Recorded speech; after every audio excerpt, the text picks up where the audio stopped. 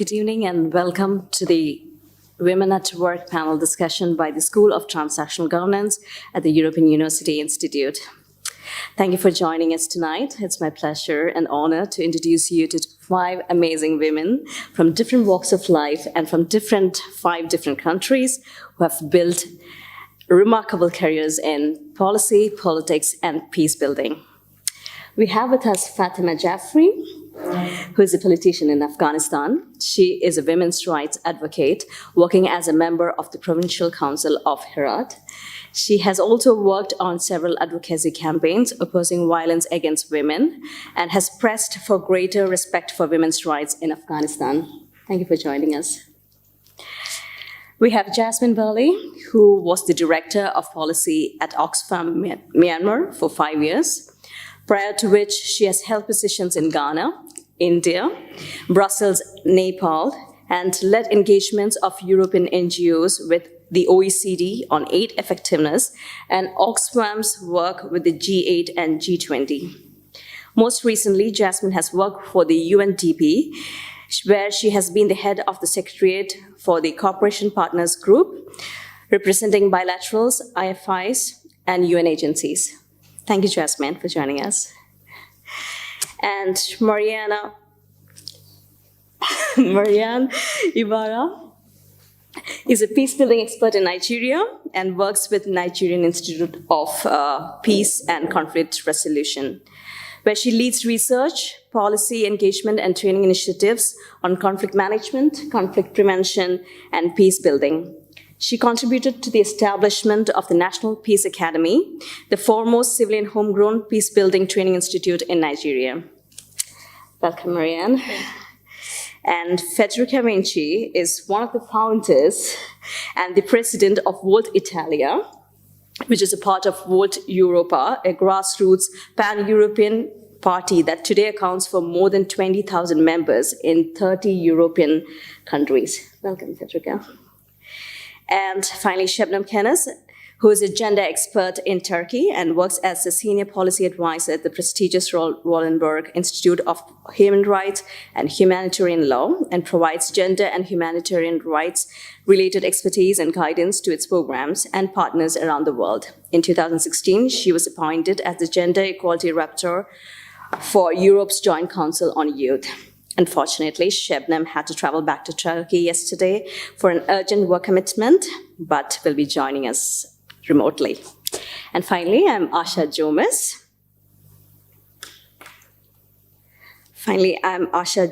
I'm also a Policy Leader Fellow at the STG. I run Women's Business Incubation Program in India to support women entrepreneurs to set up and run their businesses. Thank you all for joining us. So let me start with Jasmine.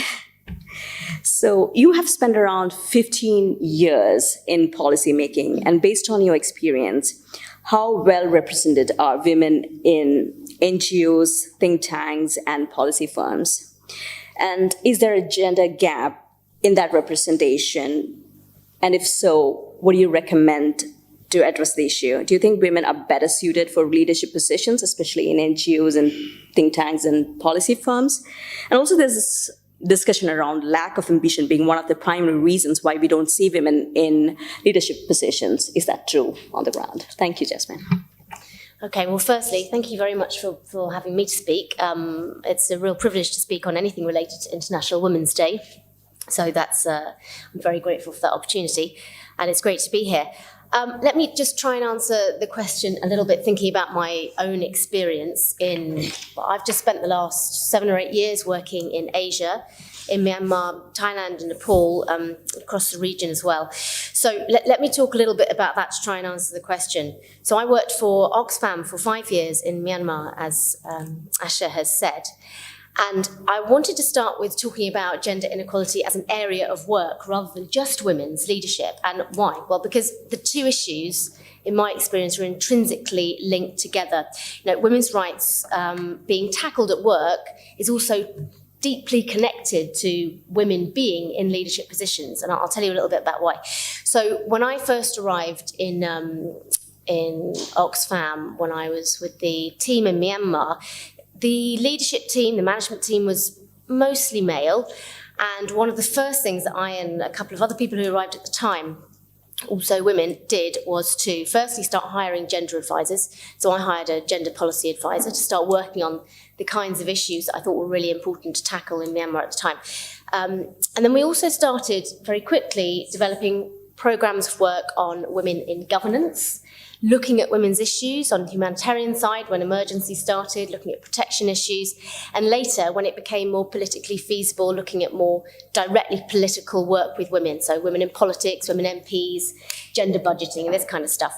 What we found was that over the time, the way that people thought about and treated gender as an issue started to change in the office, within the staff, also with the local NGOs and the partners that we worked with. So that had a real impact, and it was both because of the type of stuff that we were doing, the kinds of programs that we put in place that tackled those issues that previously had been less talked about, and also because we had women taking up those positions and starting to take more leadership roles in the office. Other really important things which we did, which I think speak to the question, is we recruited and invested in building capacity in young women. And over time, that really built up to result in young Myanmar women who became advocacy and policy managers, media and communications managers, programs managers, and that really also changed the way that the office and the team and the work felt as well. That takes time. That's quite a time-consuming and investment-intensive approach, but it's absolutely critical. So that's one thing which is really important to do. I'm answering this question backwards. But we also made an effort to get women into leadership roles in the senior management team. That was really important, particularly national, in this case, Myanmar and in Nepal, Nepalese women into the management team. And that's really important both for visibility, but also for changing the dynamics of the team. And over the time I was there, the management team did change a lot. And when I left, there was actually only one man on the management team. So it had become populated almost entirely with women. I'm going to come back to this point in a minute. But that is also really important because having a balance and diversity on a team really creates space for innovative and different thinking. And people with different skills, different approaches, different backgrounds and experiences really does add to the life and the sort of creativity and the effectiveness of an organisation. So that was really important. And then critically, what we did was we changed policies. So we did a few things, and I won't talk about many of them, but one of the things we did was we made it feasible to have children in and around the office. There was a children's room. So women that came back to work with small babies were able to bring their children in.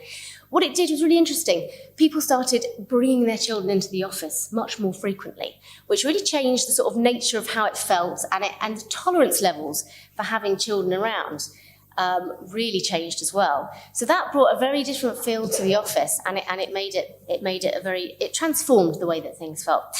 So ultimately.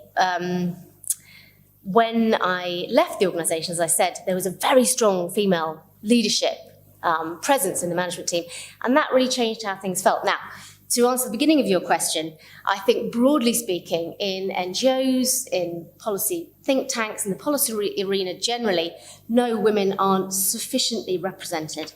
But one thing I did want to stress is that where I think there is a particular challenge is with women at the very most senior levels of management and leadership. Quite often, this is a personal reflection, but quite often what I think you see is very competent women in leadership roles that are just below the top tier of senior management. Now, there are many reasons that women don't often, they sometimes do, but don't always make the leap to the final, most senior level. But whatever those reasons are, it doesn't happen enough. And I think that one of the areas that organisations in the private, public and third sector need to look at and invest in more intensively is making sure that women are in leadership positions right across the strata of an organisation. So that's what I would say. And I've talked about some of the ways to address those gaps. One thing I would finally say is that it is really important to get women in leadership positions at all levels. But having said that, it doesn't take away from the need to challenge inequities across the whole organisation.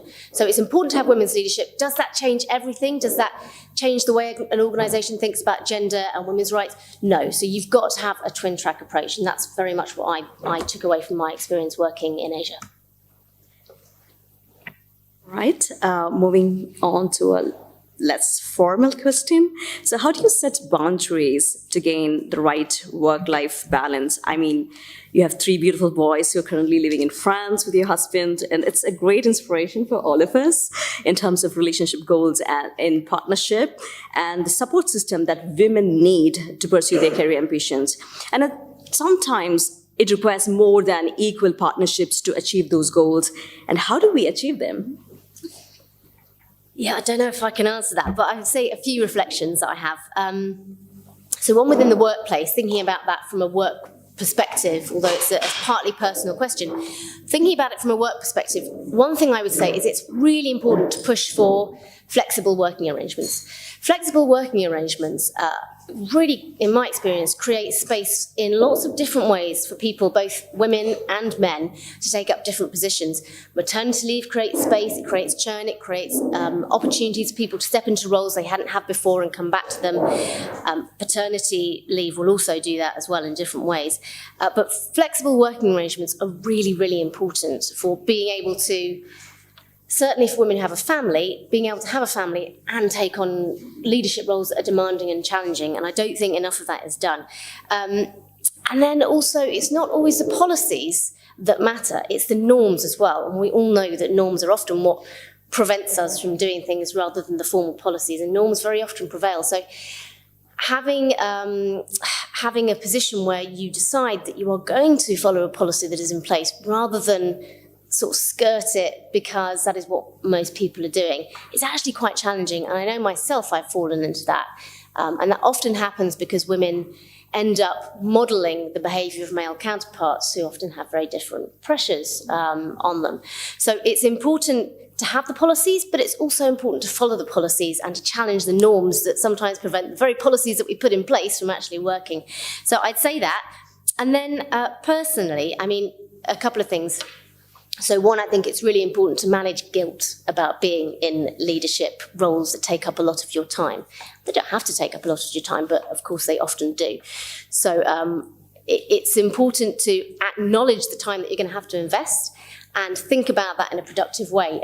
Historically, conventionally, male counterparts in leadership roles are not necessarily required to feel the same level of guilt in terms of a work-life balance and where they invest that time. Are they spending too much time at work, not enough time at home with the family? It's important that, I think, that women in leadership positions also try and take a step back and see their role in a similar way. On a personal level, of course, there's always give and take. I have a very supportive husband, and in a relationship, it's obviously important to share the windows of opportunities that you've had or that you face. I've had quite a lot of that, the windows of opportunities, so that's a really important part of it as well. Thank you, Jasmine. And moving on to Fatima. Fatima, your courage and political journey as an elected representative is a great motivation for women politicians across the world. Thomson Reuters report on the most dangerous countries in the world.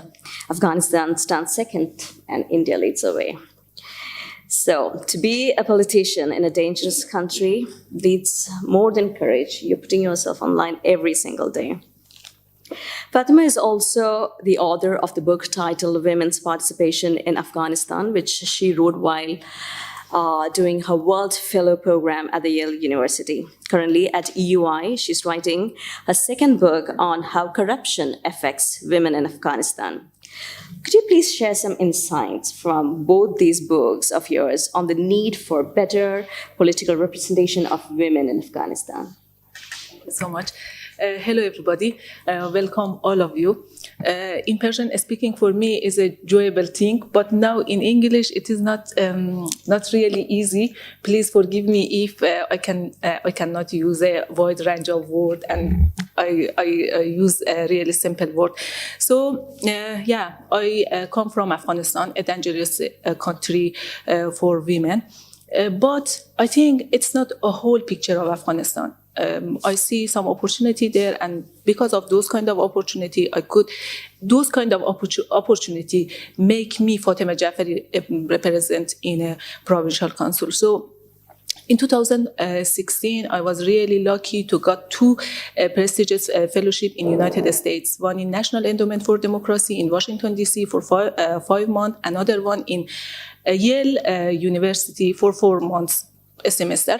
So that huge opportunity for me give me a space to write about my experience. And so I try to write my experience about some opportunity who helped me to become a Fatima Jafari. Because when 11 years ago, I want to enter to the political sphere, everybody just show me about the challenges every woman faced with that in Afghanistan. So those kind of challenges, those kind of advice was strongly enough for a woman to keep them at home. But anybody didn't tell me about the opportunities, about international aids. Anybody didn't talk with me about the women quota in a constitutional law of Afghanistan. So those 8 months, in United States give me a good space to writing my experience.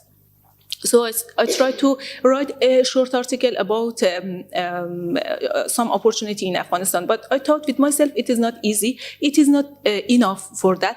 I try to find some articles, some books about Afghan women, about political participation of Afghanistan in Afghanistan, women political participation in Afghanistan. Unfortunately, I could find just a 2-3 report from United Nations about the whole Afghanistan, maybe 2-3 paragraphs about the situation of women in Afghanistan. I couldn't find any history about the Afghan women in Afghanistan. So I tried to read a history of Afghan women during last 100 years by focusing on the women political participation.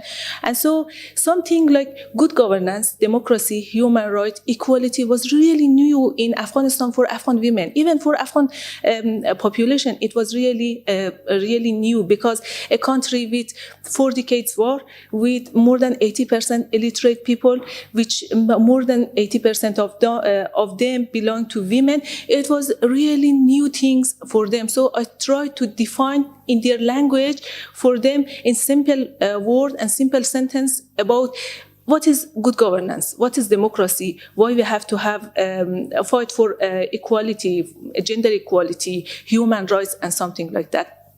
And so I encourage women to participate and engage to political sphere. So I write them about that experience, my experience, about some challenges I faced with them. And also I follow with some opportunity. There was a lot of opportunity in Afghanistan. I told you about the women quota in constitutional law of Afghanistan. I have to talk about the assistance of international organizations which work for promoting the equality, gender equality, women's rights, and they try to aware the women for their rights. So, and also we had a media, free media, which other region country like Russia, like Iran, like other country in the region didn't have those kind of free media that we had. A free media, and as a woman I could use them. So I describe some opportunity that every woman can use them for promoting their situation and the women's situation in Afghanistan. And I try to raise those kind of optimism and those kind of opportunity which anybody didn't mention in Afghanistan. You know, in Afghanistan during 8 March, and something like this, we have a lot of ceremony for elimination of violence against women for 10 days. In 25 November, we have 8 March for 1 week. But most of the time, we are talking about some women who eliminate themselves, self-burning, about violence, domestic violence, inequality. And those kind of issues just keep women at home. This is not some positive thing to encourage them to enter to the political sphere and fight for equality or for their rights. So I try to raise this kind of opportunity that Afghan women have to see them. And also in other part, I try to bring some role model country. I talk about the United States, about Rwanda with more than 60% of women representative in a representative house. And also I talk about Iceland, because as a country with least gender gap between men and women. So I show them the result of gender equality could be a country like Iceland, peaceful country for everybody, everybody could practice their rights and their rights. So, sorry. And also at the end, I try to mention about some international organizations who work in Afghanistan for Afghan women. Every woman could reach them, those organizations, and ask them some assistance to aware their awareness about the women rights, equality, and something like that. So that book, many people like that, and I could just, because of security, introduce it in two major cities in Herat, my province, and also in Kabul, and just 2-3 months before I came in EU, I could publish it a second edition. Yeah, I could republish it again. And so about a second one also, during last 10 years, I faced with a lot of challenges in terms of corruption.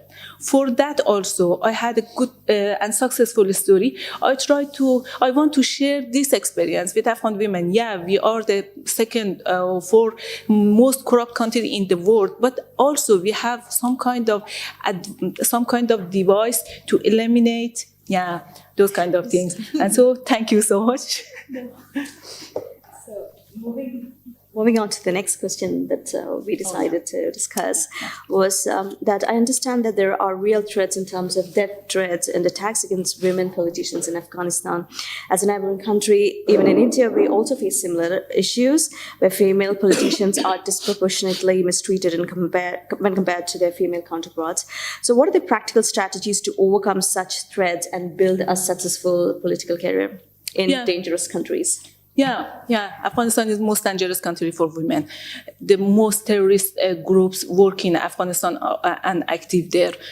The male-dominated situation didn't let the women to raise their voice also, or become a nominee, or become member of anywhere.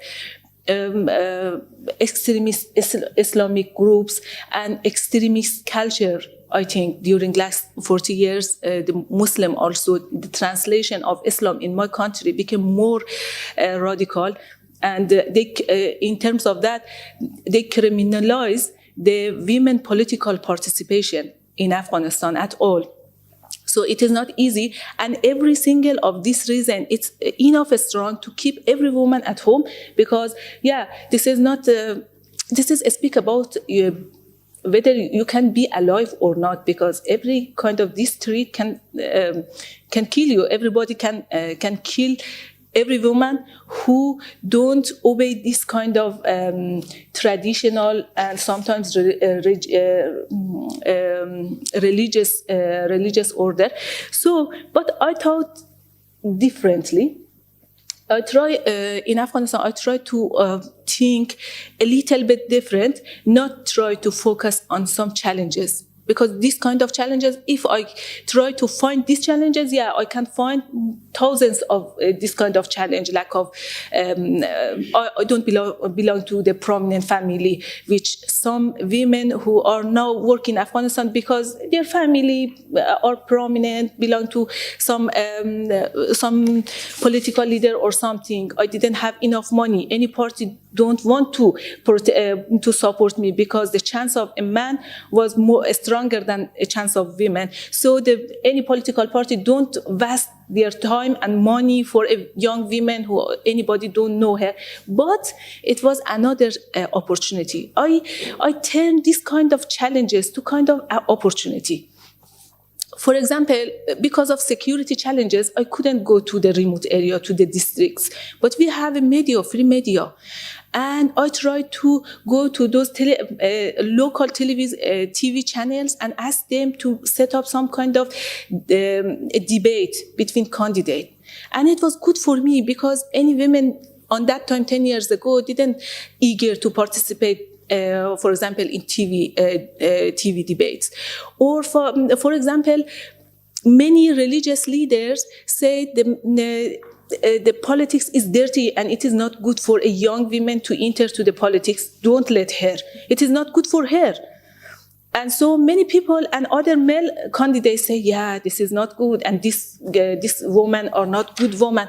And sometimes maybe you think it is not good for her, but in reality, it was really good for me because everybody talk about me, and everybody the people would love to know about me and hear my voice and my speak. And so when they come to me and they talk with me, and I ask them a simple question: you had a male representative in a provincial council, what he did for you? And the women said nothing.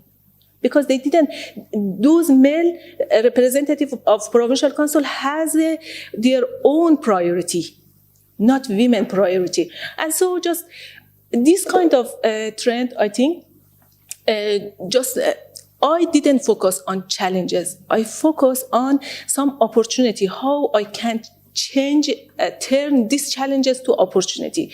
And most of the time, I was really, really successful. And it could help me. For example, I didn't belong to the prominent family or rich family.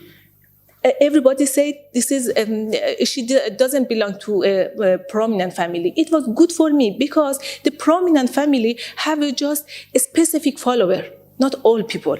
But I could speak with a wide range of women in my provinces. So it was opportunity for me. Or some people thought, and I found this is maybe they thought this is a problem for me and this is a challenge for me. It was that I focused on just women issue. Everybody said this she won't just focus on women's. But I thought this is not challenges because the big majority of the population in my province belong to women, more than 51% of them. It was not a challenge. It was a good opportunity for me. And another challenge was the women didn't believe to their ability. Didn't believe. They said, okay, we love you, we want to help you, but just with only one vote, how we can change the situation. I gathered them together in one afternoon. More than 1,000, 2,000 women came together, and I showed them simply, this is your ability. You are not just only women with a single vote. You are more than 2,000, 1,000 women, and it is enough for me. And then in the election, I got 6,000 votes, not just 2,000 votes. I think the way we are thinking and we are seeing the issue, our point of view, is more than important than the opportunity someone think it is exists there. And I experienced the way we are thinking could help us, and because of that, I want just with my book, with my speaking, with everything, I want to just share my experience with others. The way you are thinking is more strong than everything else. Yeah, thank you. Thank you very much, Fatima. Now, MaryAnne. This is MaryAnne on an ordinary day on a peace-building mission, I believe. So recently I read a quote by Susana Camero of Spain State for Equality and Social Services, and it stuck with me. She said, when there is armed conflict, it is often more dangerous to be a woman than to be a soldier. As a peace-building expert in Nigeria, what are the structural and cultural gender gaps in peace-building process in conflict zones? Hello, everybody. Good evening, and thank you for the opportunity to share the Nigerian context. And Asha, thank you very much for setting up this panel. So I'm going to briefly talk about Nigeria. Presently, Nigeria is the most populous African country, or Black country. We have 200 million people, and out of that, you have 49% of them are women. At the moment, Nigeria is embroiled in different types of conflicts, ethnic conflicts, religious conflicts, and secession. We have groups that are seeking to leave Nigeria or break away, or asking for a restructuring of the country. But most importantly, what is brewing now is the issue of insurgency and terrorism, especially in the northeastern region of Nigeria. With all of these conflicts, peace is important. So the government and different actors are trying to put together different strategies and measures to bring about peace. However, in all of this, there's still gaps. And if you look at how conflict affects people differently, it affects women differently, it affects children differently, it affects men differently. Women are the ones who suffer most. And if they suffer most, then they should be brought into the table, especially when there's opportunity to rebuild communities, or when there's opportunity to talk about how communities can come back together or transform the conflict, basically. So in Nigeria, I would first of all start that there are structural issues. We can't deny that. We could start from structural, looking at the government's role, how the government is failing, to first of all appreciate that women exist and women are affected differently by this conflict. And so when you have a conscious structural attitude towards managing conflict, then of course you don't bring women to the table, then they don't come with a gendered perspective to how the conflict should be managed.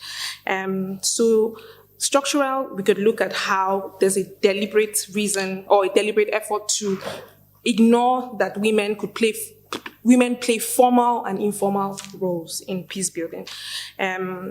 Say, for instance, women within their communities or within the family find a way to bring groups together to discuss issues and mediate, but then that role is ignored. And that's a structural problem.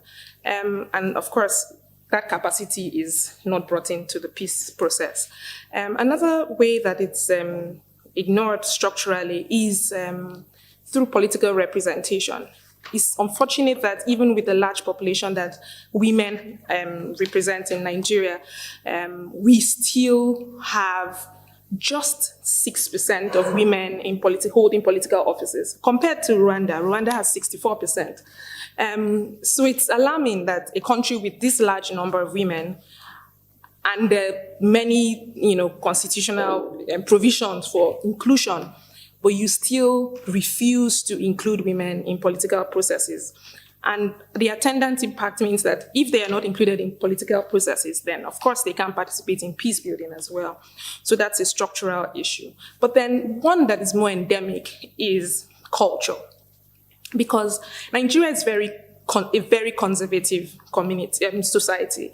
And that means that culture, religion, traditions play a huge role in how the community functions. And because conflicts are grassroots, because conflicts are communal, culture plays a big role in how people relate and how people engage in communities. So culturally, you look at religion. Certain religions say women can come out and participate in peace processes, or women should not be seen at a certain time. Traditions sometimes say there's a shrine, women can't be here at this time. And so these are limitations that don't allow women to bring in their perspectives as mothers and also as people who have experienced conflict differently. That's another aspect. And then you also have the culture that says that men are the ones who go to war and they're the strong ones. And so women don't have the ability to come in to mediate or come in to negotiate peace processes. And so that excludes women, excludes their rights, excludes their perspectives in how the conflicts can be resolved. Another thing I should maybe move on to, maybe speak about culture that I missed out, is how indigenization plays a role in how women are reduced, or how their capacities are reduced in conflict processes or peace processes. Say, for instance, a woman from a state in Nigeria who is married to another man in another state cannot participate in political processes. She can't vie for office, and this is so she goes to her home and says, "Look, I want to run for this office," and they say, "Oh no, you're married to this man from somewhere," and she goes to the man's office and they say, "Oh no, you're not part of us." And so that automatically disenfranchises her. She can't participate, she can't vote, or she can't vie for office. She can vote.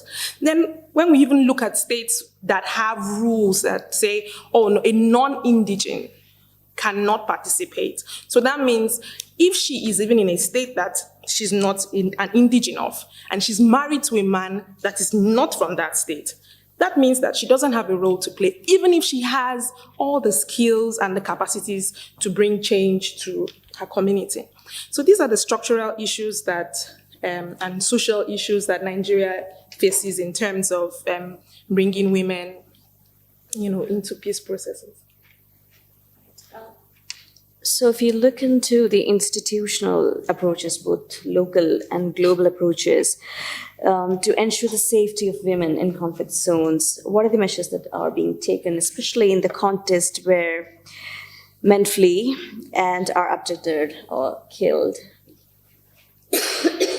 Oh, that's very consistent with conflict scenarios. During conflict, like I said earlier, women experience differently. A man, first of all, thinks of himself, he runs off. A woman with children has to carry those children, maybe they are even infants, she has to back them, roll the little food she has to look for water. So she's already, aside from the fact that she's experiencing conflict, but she's unsafe.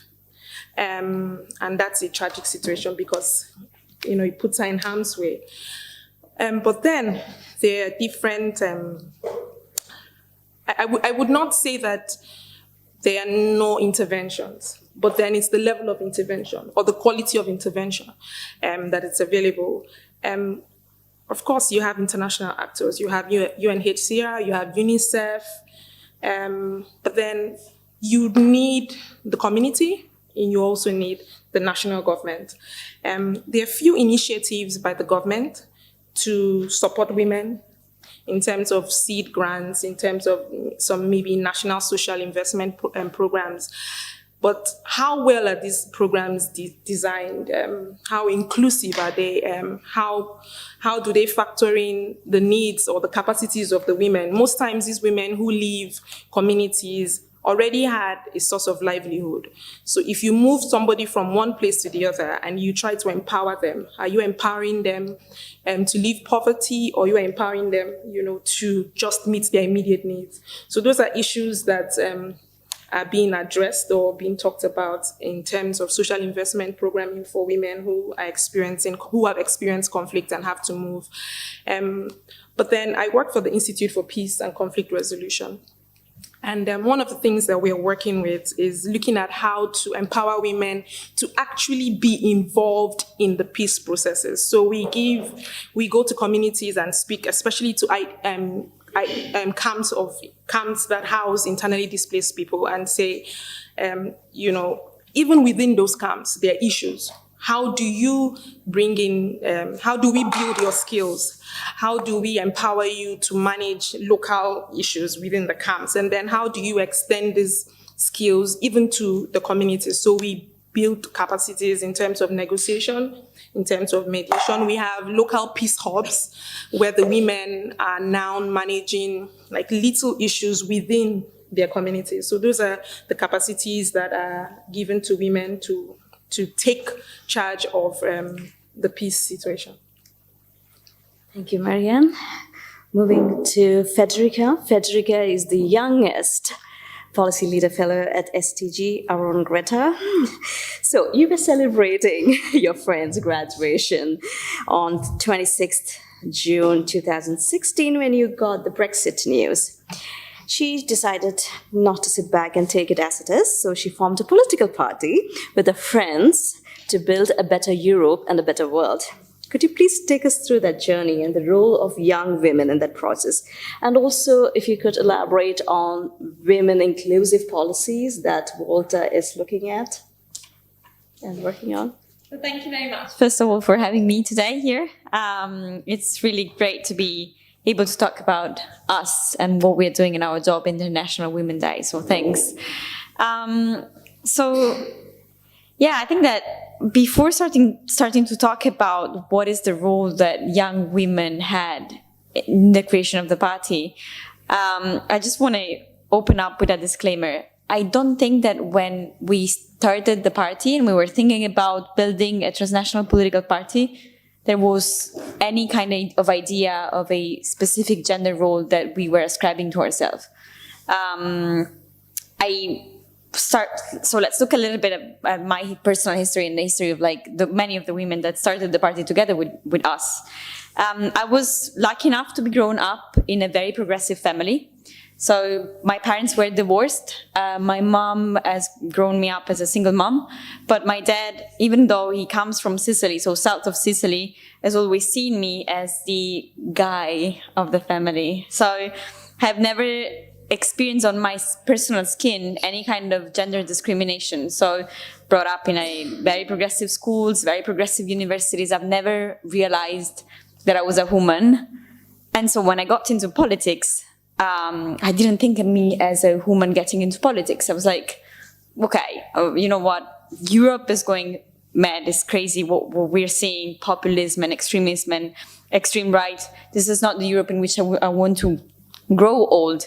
We need to do something, and it was more of a generational appeal to our entire generation, young generations, Erasmus generation. So we didn't really think about getting into politics. There were several women getting into politics as women. But then I got into politics, and I actually realized that I was a woman. And let me tell you this, it wasn't nice. It was not nice at all. Once we started setting up the party, we realized that in the beginning we were pretty much 50-50. So we managed to not realize for a while, especially inside the political party, that there was this gender bias, gender gap. But as soon as we started going on, we started seeing three main challenges. One was an internal challenge inside the political party. One was external, and the other one was sort of a mix. So as far as the internal challenge is concerned, we started seeing that the more we went on, the more males started joining, and the more we started working in a male-dominated environment. As a leader, working in a male-dominated environment means also that the political discourse becomes more and more male-dominated, even in terms of tones. So if we were used to use, very soft tones, let's say, we were generally attacked by being too soft or by not being assertive enough. While on the other side, obviously, this is not what we were trying to communicate. It was like different communication styles that didn't allow for women in leadership positions to be assertive enough, because on the other hand, we had the majority of men talking with assertive tones. We, being in this male-dominated environments, meant that most of the times we were under sexist jokes, even though they were unconscious bias or unconscious jokes. So you find yourself in this weird position of you don't know how to react, because on the other side, it's just a joke, right?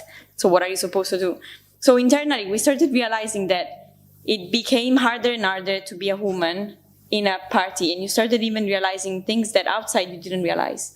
So this was the first struggle that we saw as soon as we were setting up a completely new political party. And there was the external challenge.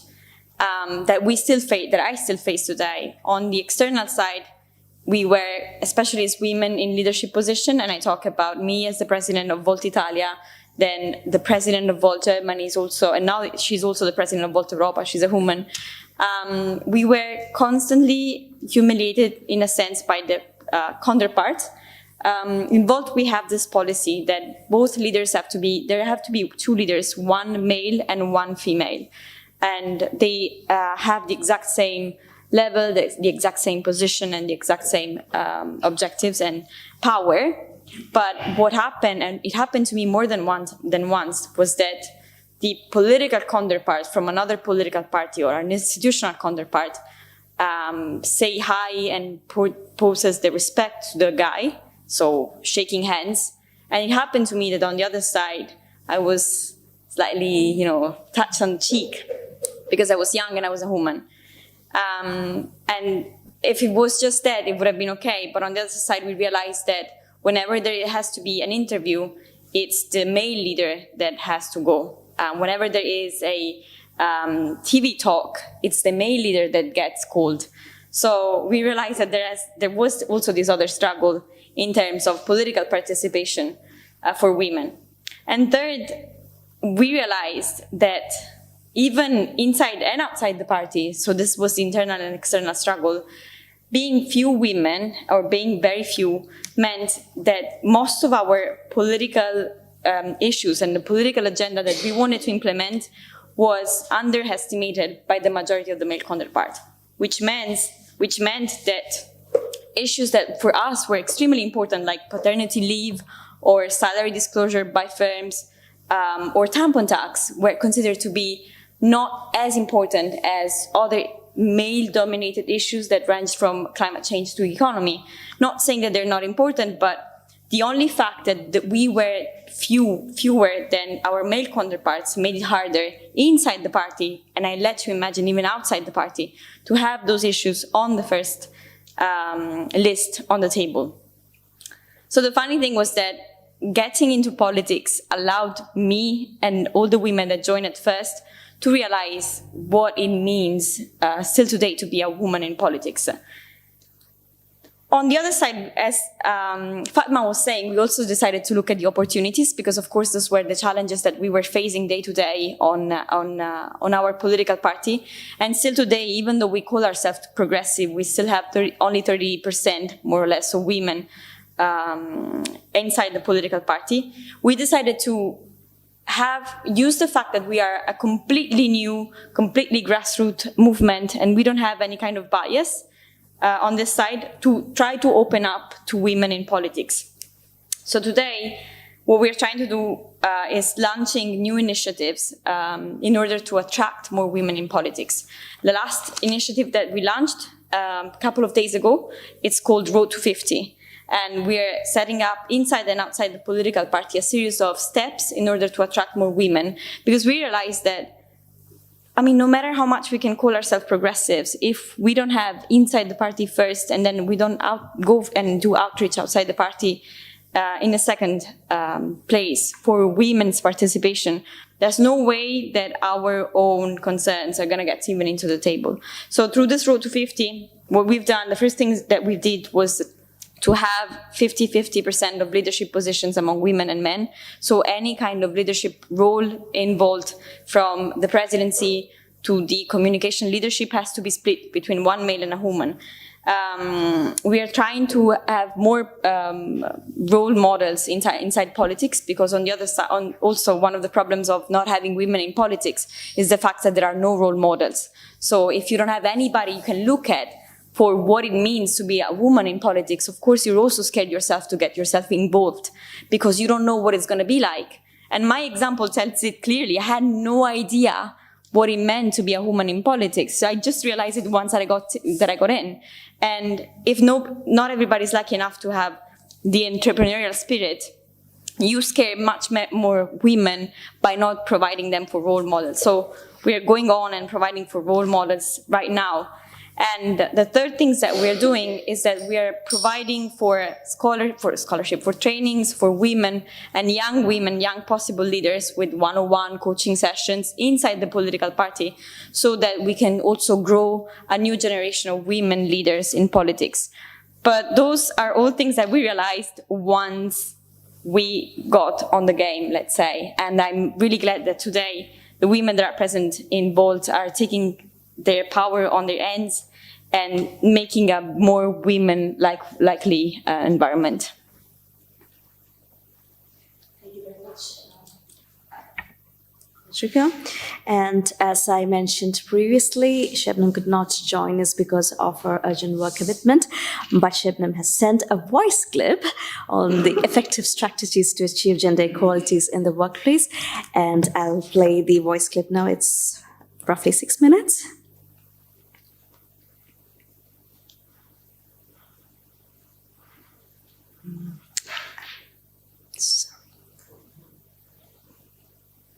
We really didn't want her to miss it, so here we go. For gender equality in our workplaces, we need transformation in our institutions. We need to make sure the policies of our institutions, the actions, processes, daily practices in our workplaces don't reproduce, but rather eliminate existing gender inequalities, privileges, and bias in our societies. I will talk about 5 strategies that institutions can follow to transform themselves. First, gender audits or gender assessments are important tools. We need to identify internal gender-related power inequalities, biases, internal gender-related gaps, problems, and needs in our workplace. Gender audits or assessments are very effective tools.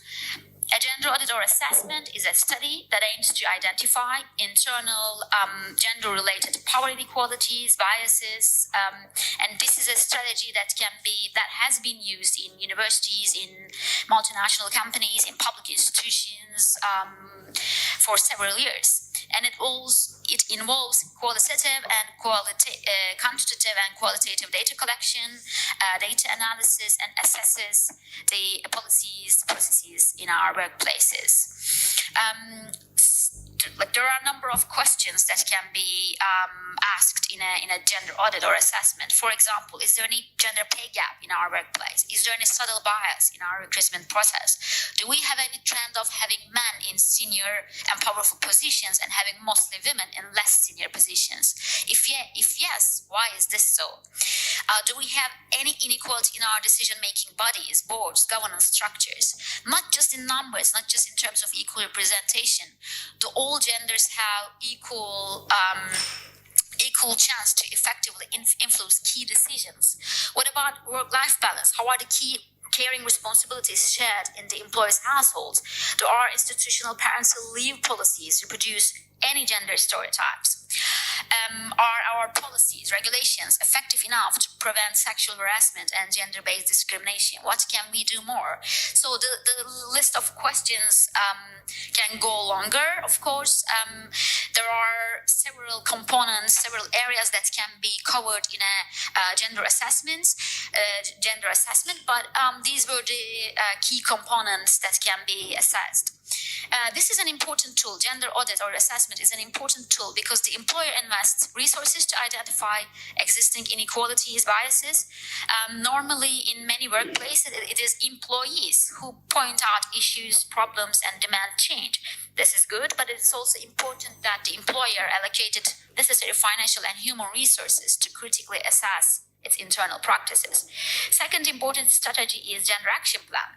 Gender action plan is a kind of roadmap that outlines the steps by which an institution or an employer plans to take to prevent gender bias and inequalities.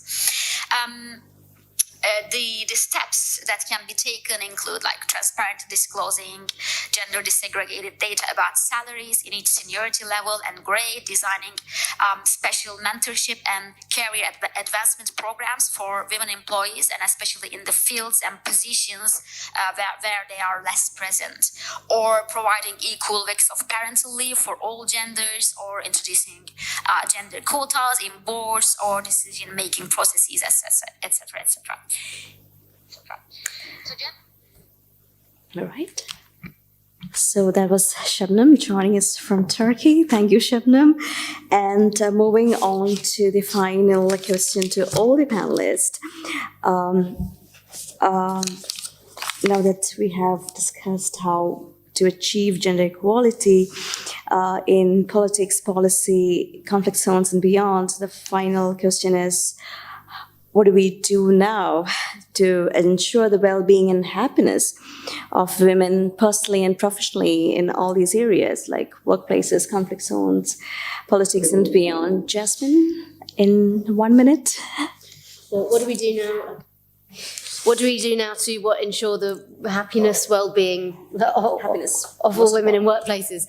I mean, I think from my perspective and from my experience, which is what we're here to talk about today, I think it is very much about ensuring that you've got enough flexibility in your policies, your approaches, that, as I said, that the norms that are in place that prevent women from drawing on those policies are actually challenged, because that, in my experience, counts for so much in terms of whether women are able to actually access the policies that protect them. But as I said before, I think, and this is the last thing I'll say, but I think it is a multi-pronged approach.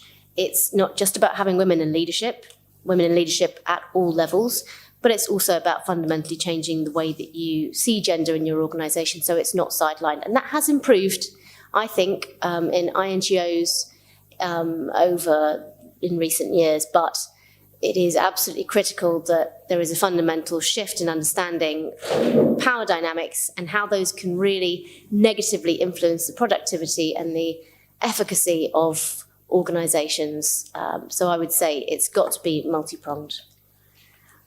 Thank you, Jasmine. MaryAnne, final words? Okay.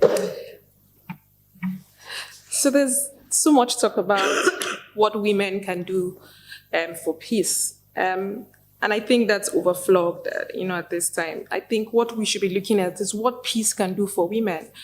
By this I mean, how can governments, how can policies be designed in a way that they create enabling environments for women to thrive? So yes, women should not just be looked as tools or instruments for peace, but then there should be a conscious effort by all actors at every level to set in place policies that would allow women grow politically, contribute to the economy, and then, of course, national development. Another thing I'd also like to speak about, but it's also tied to my context, culture and structure, and the structural issue, is to see women as partners. And not just to see them, it's also tied to the first thing as women as tools, but see women as partners. Because when a woman comes with a perspective from an experience that she's going through, then she comes with a balanced idea of how things can be managed.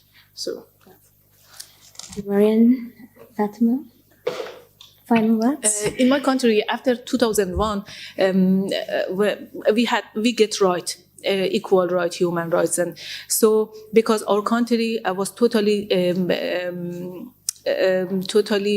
didn't have any resources, because of that, just international community like United States, Europe, other countries help financially to my country. And so because of that, the president of Afghanistan, legislative body, everybody tried to show themselves they are respect to the women's rights and human rights. So it was good part of the issue. But when in 2000, after 10 years, when in 2012, 13, even now, I encourage women to be part of politics, they ask me why we have to take part in politics.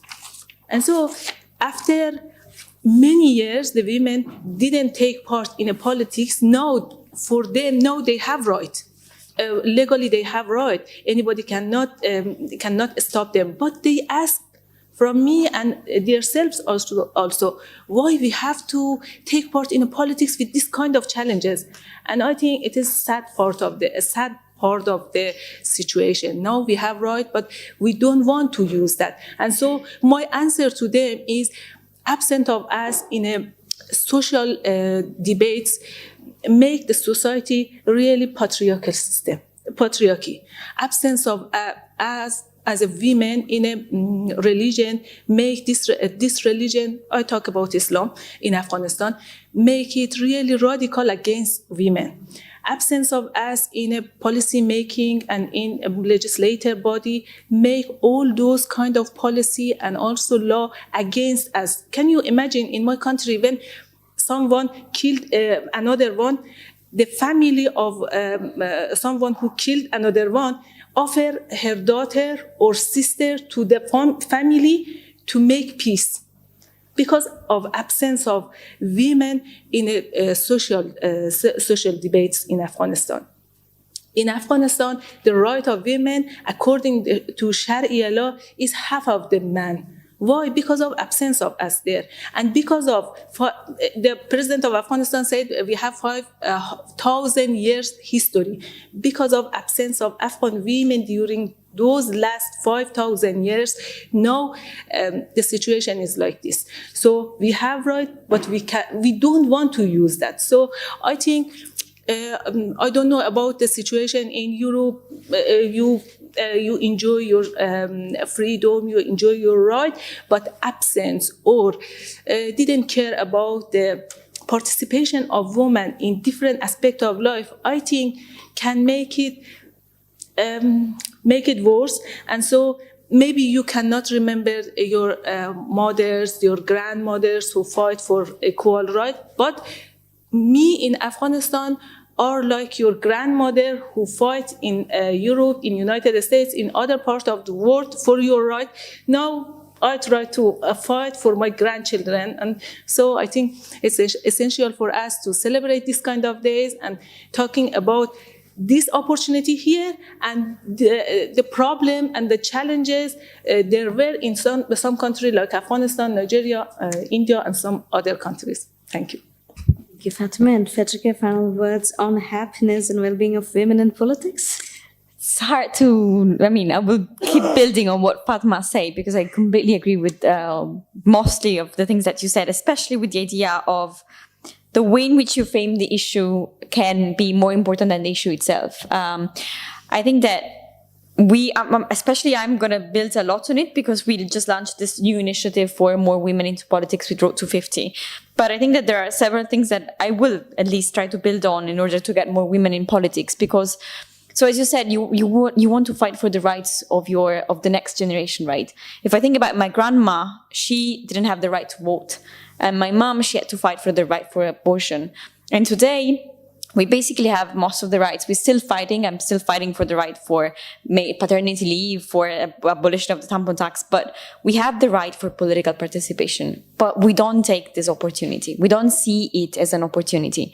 And I've always thought about the issue of women participation into politics as we need to do it because there are still battles that we need to fight.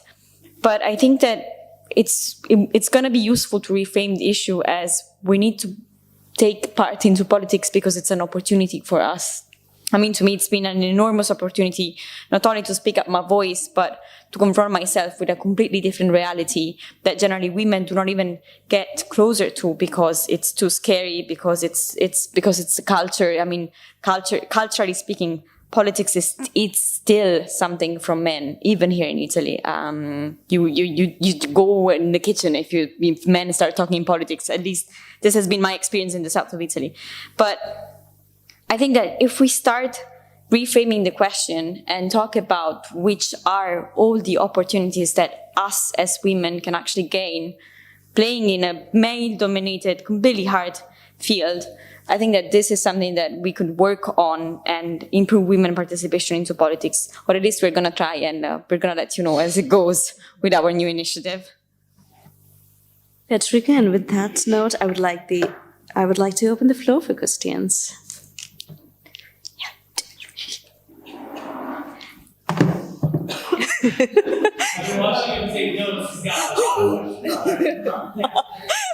I can ask several questions that you can choose which would you like to address. So what's your overall perspective? Always emphasize gender identity and gender differences, or emphasize universal human qualities? These are different approaches. Also, I noticed that you talked a lot about men and women, fair enough. But what's your attitude towards other genders? Transgender, bigender, non-binary, queer, fluid, and gender identities. There are more people, and according to some studies, they constitute around 20% of populations and are even more underprivileged and discriminated. Further, what's your policy proposal for promotion with relation to gender? I mean, there can be like a very long scale from being purely merit-based, not discriminatory, regardless of gender and other inequalities. But we already know there are kind of some historical imbalances, right? So maybe you stop at the point of aiming for equal, perfect gender balance. But again, proportionate of all genders, 40% men, 40% women, 20% transgender and non-binary. Who knows? Or you aim for positive discrimination, which is also an approach practiced in some places, always promoting women instead of men and other disadvantaged genders, even if the latter genders are more qualified, just for the sake of promoting gender to compensate for the previous inequality. It's also a policy practiced in some places. And finally, what's your policy suggestion for matriarchal communities and societies where women already dominate? Thank you. Yeah, already in power.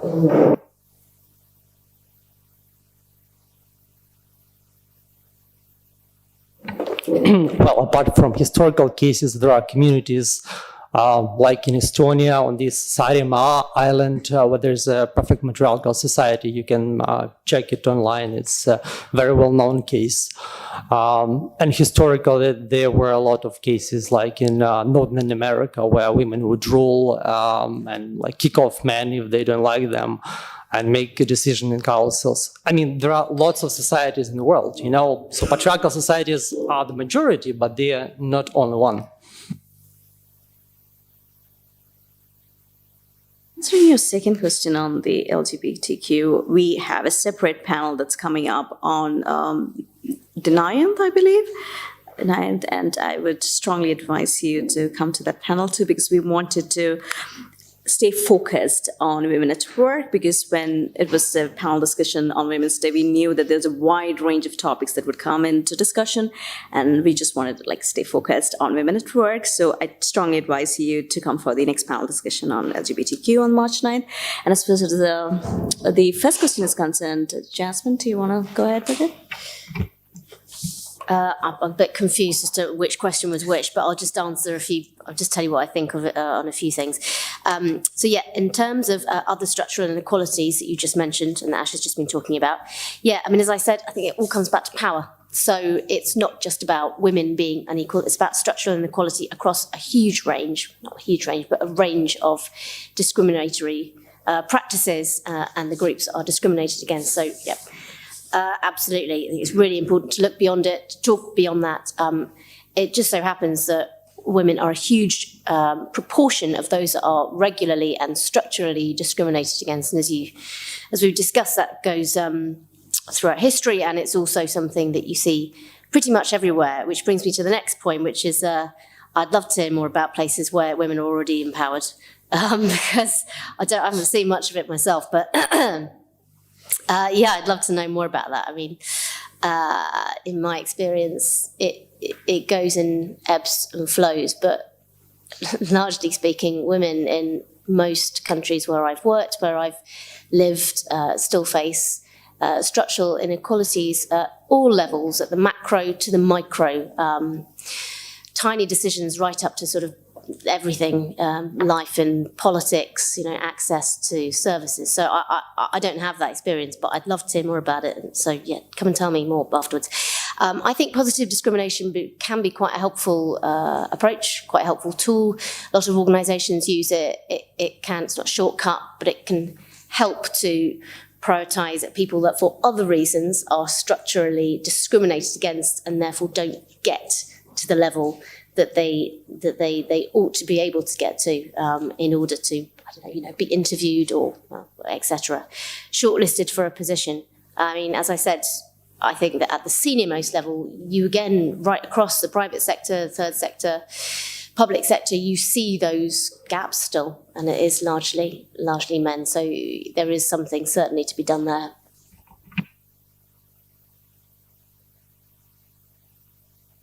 Okay, maybe also to contribute to the positive discrimination question you asked. So I'm going to give an example of a region in Nigeria. It's the other way around. You have a region that doesn't prioritize girl-child education, but surprisingly, it's also a region where the cutoff mark for the girl child is really high, and then the one for the boy is very low. So and the boys really don't go to school. So I would say that positive discrimination in terms of gender is very important, especially in contexts where there's a clear disparity between available opportunities for different groups of people. So if it's going to be employed as a policy tool, yes, I would encourage it because it allows for competitiveness, it allows for balance, and it eventually would allow for economic development and economic and national development. So I'd say that it's a good policy tool in certain contexts. Support your point, because there was one study like what would boost development like in all spheres, and like gender education was like a super important factor because it brings all other benefits in terms of equality, economic development, political balance. So yeah, I'm totally for it. I want to say, personally, I am working on equality, gender equality, but in Afghanistan, a country, the women are more vulnerable. Because of that, it's look like pro-women, but it is not in reality pro-women. We are fighting for equality for men and women. And so because of situation, it look like something for supporting more women. Another thing, I really support the positive privilege for women, because in a country like Afghanistan, the patriarchy system accept privilege of men instead of women in an election. When the religion also, the religion leader also protect and support the men representative instead of women's representative, without positive privilege, we cannot have any woman in a policy making position or in a legislative body. The problem is when the women was absent in a policy making area and in legislative area, we could whole society suffer for that. For example, we have a law bill offered to the parliament for the child marriage.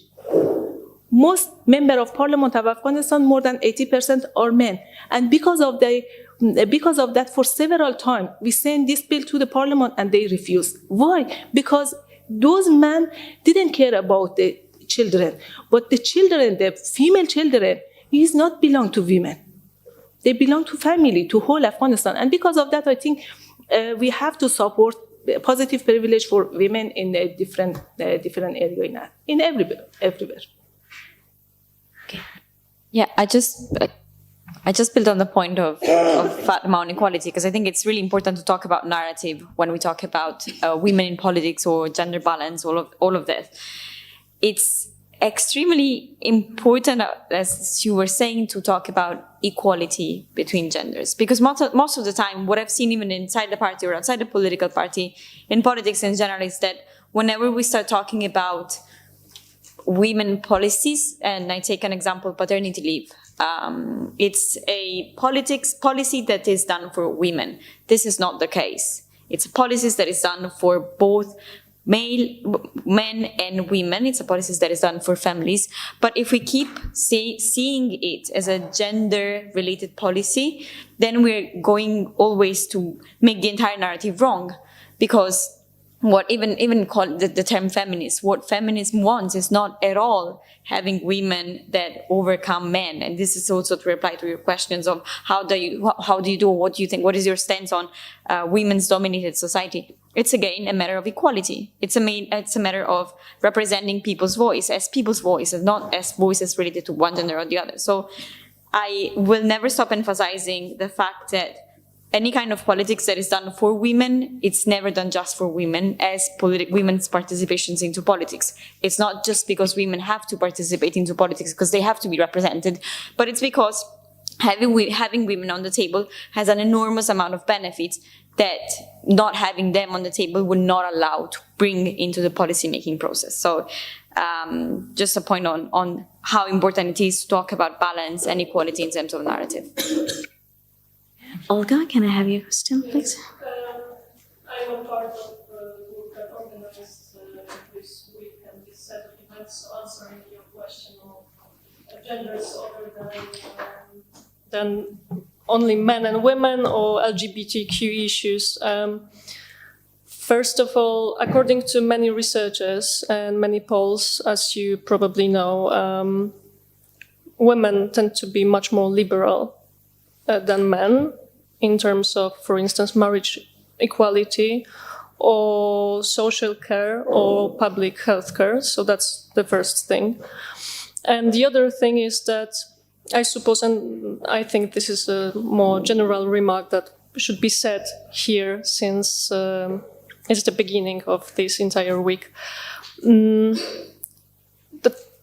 everyone here probably wants to change something and change some system of thought and some political system, which is basically a number of institutions, convictions, habits, sets of thoughts that work with each other, and they are very consistent in working towards making some groups, some people invisible.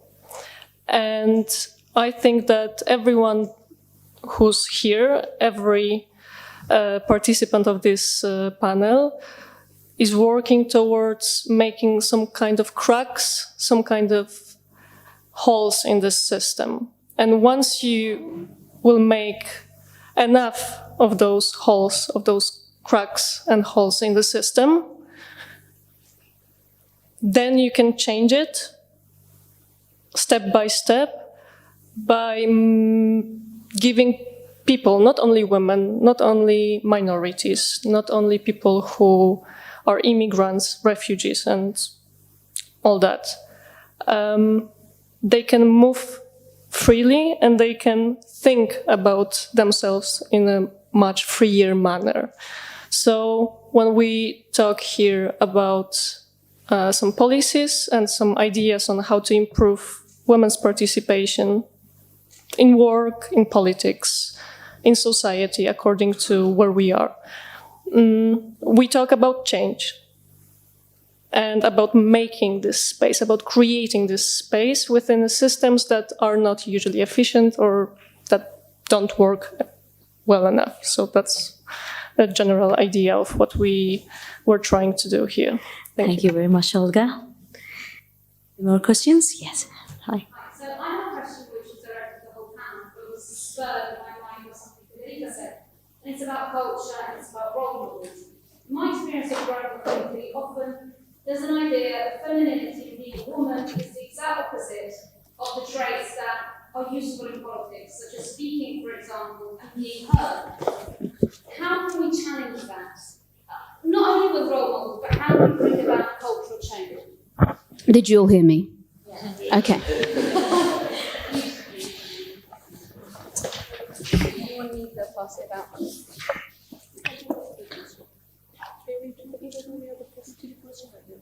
You can go ahead. Yeah. Yes. Okay. There is what I'm seeing right now, based on purely personal experience, so no study behind or anything, is that there is an entire cohort, a new generation of women that is much more than willing to speak up. It's hard to get them on board, especially into politics, because politics is, let's say, it scares people. It drowns you. It's dirty. It's something that you've been taught to be away from since you were a kid. I mean, I still remember when I had to tell my parents that I was the president of a political party. It wasn't easy. I don't think that they made their mind on it yet.